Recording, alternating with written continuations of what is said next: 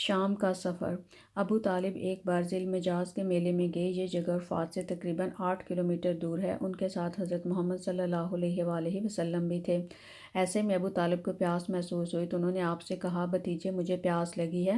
آپ فوراً سواری سے اترے اور بولے، چچا جان آپ کو پیاس لگی ہے؟ انہوں نے کہا، ہاں بھتیجے مجھے پیاس لگی ہے۔ یہ سنتے ہی آپ نے اپنا ایک پاؤں پتھر پر مارا اور اس جگہ سے پانی نکلنا شروع ہو گیا۔ جب انہوں نے خوب سیر ہو کر پانی پیا تو انہوں نے کہا، بھتیجے کیا آپ بھی سیر ہو چکے؟ نبی اکرم صلی اللہ علیہ وآلہ وسلم نے فرمایا، ہاں۔ آپ نے دوبارہ اسی جگہ پر اپنا پاؤں مارا اور وہ جگہ دوبارہ ایسے خشک ہو گئی جیسے پہلے تھی۔ نبی اکرم صلی اللہ علیہ وآلہ وسلم چند سال اپنے دوسرے چچا زبیر بن عبد المطلب کے ساتھ بھی رہے۔ ایک دفعہ ابو طالب نے تجارت کی غرض سے شام جانے کا ارادہ کیا تو نبی اکرم صلی اللہ علیہ وآلہ وسلم نے بھی اپنا شوق ظاہر فرمایا۔ بعض روایات میں آتا ہے کہ آپ نے جانے کے لیے خاص طور پر فرمائش کی۔ ایک روایت میں یوں آیا ہے کہ آپ نے ابو طالب کی اونٹنی کی لگام پکڑ لی اور فرمایا، چچا جان آپ مجھے کس کے پاس چھوڑے جا رہے ہیں؟ میری نہ ماں ہے نہ باپ۔ اس وقت آپ کی عمر مبارک 9 سال تھی۔ آخر ابو طالب آپ کو ساتھ لے کر روانہ ہوئے، آپ کو اپنی اونٹنی پر بٹھایا، راستے میں عیسائیوں کی ایک عبادت گاہ کے پاس ٹھہرے اور خانقاہ کے راہب نے نبی اکرم صلی اللہ علیہ وآلہ وسلم کو دیکھا تو چونک اٹھا۔ اس نے ابو طالب سے پوچھا، یہ لڑکا تمہارا کون ہے؟ انہوں نے جواب دیا، میرا بیٹا ہے۔ یہ سن کر راہب نے کہا، یہ تمہارا بیٹا نہیں ہو سکتا۔ یہ سن کر ابو طالب بہت حیران ہوئے اور بولے، کیا مطلب؟ یہ کیوں میرا بیٹا نہیں ہو سکتا؟ اس نے کہا، یہ ممکن نہیں کہ اس لڑکے کے باپ زندہ ہوں، یہ نبی ہیں۔ مطلب یہ تھا کہ ان میں جو نشانیاں تھیں وہ دنیا کے آخری نبی کی تھیں، اور ان کی ایک علامت یہ تھی کہ وہ یتیم ہوں گے اور ان کے باپ کا انتقال ان کے پیدا ہونے سے پہلے ہی ہو جائے گا۔ اس لڑکے میں ساری وہ نشانیاں موجود ہیں۔ اس طرح ابو طالب نے اس راہب سے پوچھا، نبی کیا ہوتا ہے؟ راہب نے کہا، نبی وہ ہوتا ہے جس کے پاس آسمان سے خبریں آتی ہیں اور پھر وہ زمین والوں کو ان کی اطلاع دیتا ہے۔ تم یہودیوں سے اس لڑکے کی حفاظت کرنا۔ اس کے بعد ابو طالب وہاں سے آگے روانہ ہوئے۔ راستے میں ایک اور راہب کے پاس ٹھہرے۔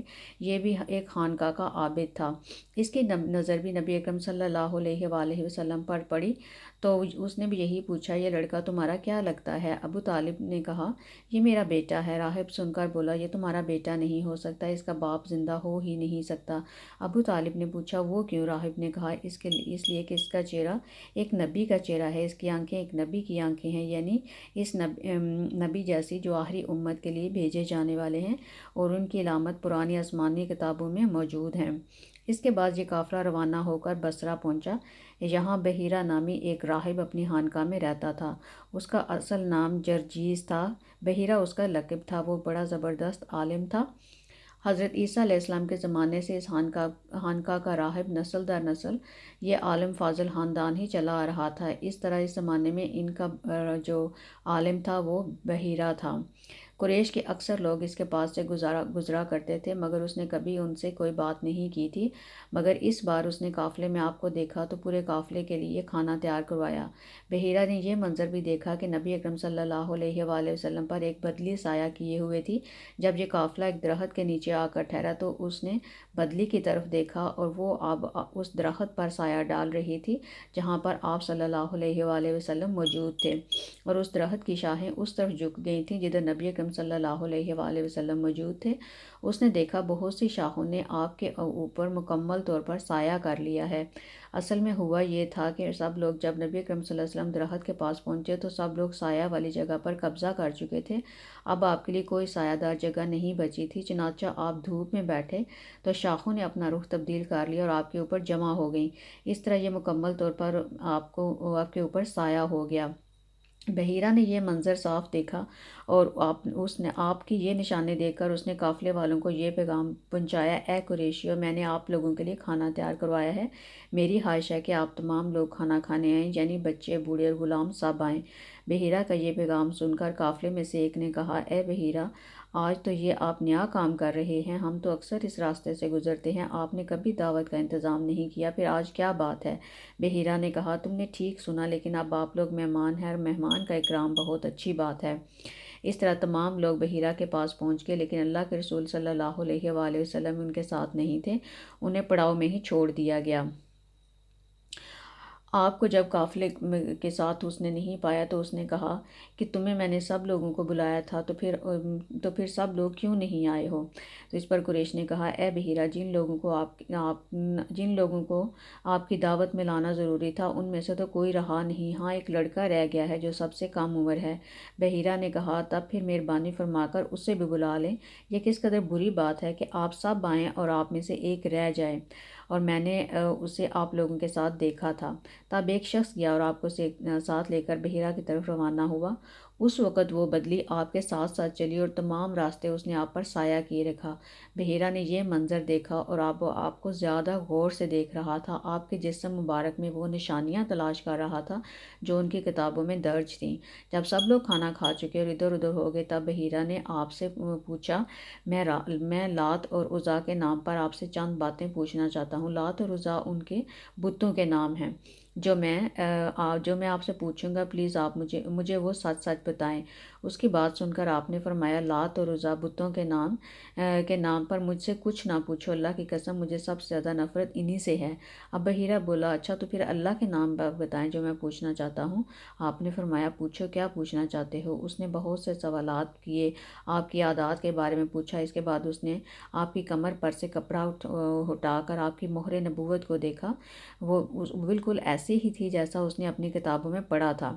اس نے فوراً مہر نبوت کی جگہ کو بوسہ دیا اور قریش کے لوگ یہ سب دیکھ رہے تھے۔ آخر وہ لوگ کہے بغیر نہ رہ سکے، یہ راہب محمد صلی اللہ علیہ وآلہ وسلم میں اتنی دلچسپی کیوں لے رہا ہے؟ شاید اس کے نزدیک ان کا مرتبہ بہت بلند ہے۔ نبی اکرم صلی اللہ علیہ وآلہ وسلم سے بات چیت کرنے کے بعد بحیرہ ابو طالب کی طرف آیا اور بولا۔ ابو طالب نے کہا کہ یہ کون ہے؟ ابو طالب نے کہا، یہ میرا بیٹا ہے۔ اس پر بحیرہ نے کہا، نہیں، یہ تمہارا بیٹا نہیں ہو سکتا اور نہ ہی اس کا باپ زندہ ہو سکتا ہے۔ ابو طالب نے یہ سن کر کہا، دراصل یہ میرے بھائی کا بیٹا ہے، ان کا باپ کہاں ہے؟ آپ نے کہا، وہ فوت ہو چکا ہے اور اس کا انتقال اس وقت ہو گیا تھا جب آپ ابھی پیدا نہیں ہوئے تھے۔ یہ سن کر بحیرہ بولا، ہاں یہ ٹھیک بات ہے، اور ان کی والدہ کا کیا ہوا؟ تو ابو طالب نے کہا، ان کا بھی کچھ عرصے پہلے انتقال ہوا ہے۔ یہ سنتے ہی بحیرہ نے کہا، بالکل ٹھیک، اب تم یوں کرو کہ اپنے بھتیجے کو واپس وطن لے جاؤ، یہودیوں سے ان کی پوری طرح حفاظت کرو، انہوں نے انہیں دیکھ لیا تو ان میں وہ ساری نشانیاں دیکھ لیں جو میں نے دیکھی ہیں تو وہ انہیں قتل کرنے کی کوشش کریں گے۔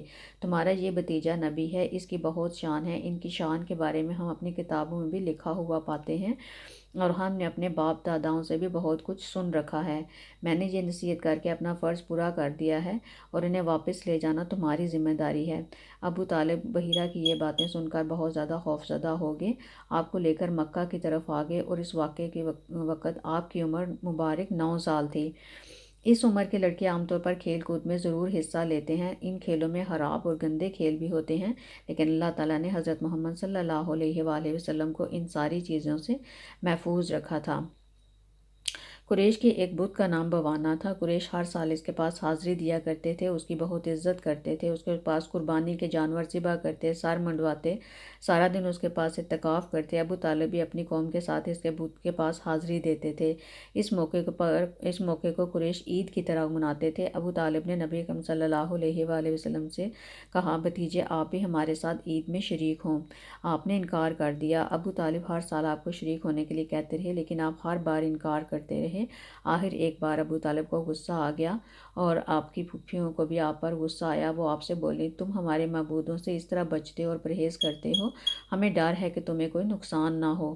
انہوں نے یہ بھی کہا، محمد آخر تم عید میں کیوں شریک نہیں ہوتے؟ ان کی باتوں سے تنگ آ کر آپ ان کے پاس سے اٹھ کر کہیں دور چلے گئے، اور اس بارے میں آپ فرماتے ہیں، میں جب بھی بوانا یا کسی اور بت کے نزدیک ہوا، میرے سامنے ایک سفید رنگ کا بہت قد آور آدمی ظاہر ہوا اور اس نے ہر بار مجھ سے یہی کہا، محمد پیچھے ہٹو، اس کو چھونا نہیں ہے۔